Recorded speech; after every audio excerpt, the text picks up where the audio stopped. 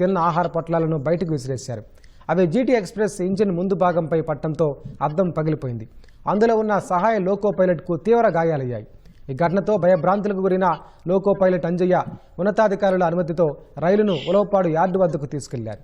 గాయాలైన సహాయ loco pilot జైరామ్ను 108లో ప్రభుత్వ ఆసుపత్రికి తరలించారు. అక్కడి నుంచి మెరుగైన వైద్యం కోసం విజయవాడ రైల్వే ఆసుపత్రికి తీసుకెళ్లారు. ఘటనపై ఒంగోలు ఆర్పీఎఫ్ అధికారులు కేసు నమోదు చేశారు.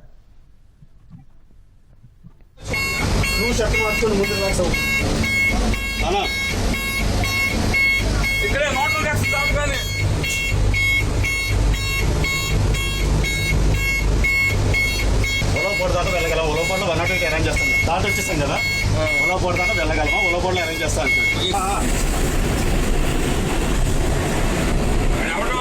ఓకే అలా ఉలవపాడు హోమ్లో ఆపాలి. ఆకతాయిల వికృత చేష్టలతో పరుగులు తీసే జీటీ ఎక్స్ప్రెస్ రైలు అద్దాలు పగలగా సహాయ లోకో పైలట్కు తీవ్ర గాయాలయ్యాయి. ప్రకాశం జిల్లా సింగరాయకొండ ఉలవపాడు